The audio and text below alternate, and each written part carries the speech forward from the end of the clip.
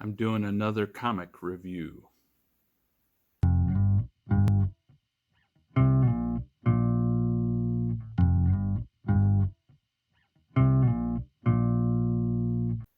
Welcome back to Life in My Shoes reviews and such. This week I'm doing another comic review. This is Clandestine Family Ties. Now, this is a little bit of a dated collection, but I just recently received it. But first, let me give you a little bit of history. So, Clandestine is a creation at Marvel Comics. This is another collection. This is Clandestine Classics. Collects the first 8 issues of an ongoing series of characters in the Marvel Universe that were created by Alan Davis and Mark Farmer. Alan Davis, writer, artist. Mark Farmer helps coloring and I think may have some creative involvement in the title as well. But was created in the 90s, was kind of its own thing. A very unique premise.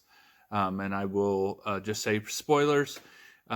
This character at the time of the Crusades encounters a sultan that has a genie captured, and this crusade knight kills the sultan and frees the genie, ends up marrying the genie and having children, and all the children are special and long-lived. Obviously, the crusading knight, whose name is Destine, is pretty much immortal from that point going forward. And so all these children throughout the years from the Crusades on, they have children, and they are long-lived and have special powers, but they have lived in kind of obscurity and tried to keep their family ties a secret. The original series went, I think, 12 issues, with Alan Davis spinning off after, I think, the first 8 issues. So with the issues that were after Alan Davis, the artist, not the artist, but the writer kind of took some liberties that Alan Davis has gone back to correct. So pretty much those issues are not considered canonical in the Clandestine title. So this collection, which is not the one I'm reviewing, collects the first 8 issues of the ongoing series. Plus there was a X-Men and Clandestine two-parter, and this collects it as well. This is kind of where everything is introduced. You meet the family members, which you can see on the cover. This is Adam in the middle, the 2 children, 2 youngest children, and then the older siblings around here.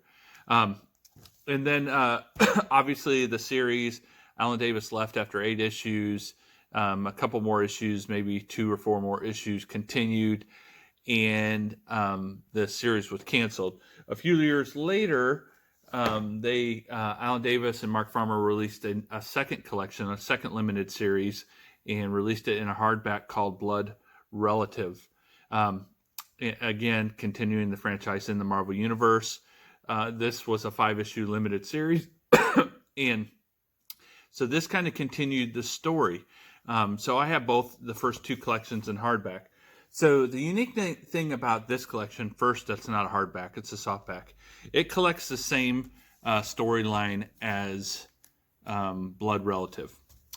But what it also has is a Fantastic Four Annual number 33, Daredevil Annual number 1 from 2012, and Wolverine Annual number 1 from 2012. All those were from 2012, which tells a very important story about a family member that kind of went rogue. So it tells a little bit story about that.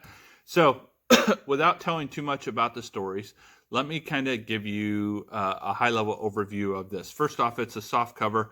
I would love to have hardcover because I have the other 2. I would actually love just to have the deltas between the 2, those 3 annuals collected separately in a hardcover, rather than having 2 collections that are primarily the same thing.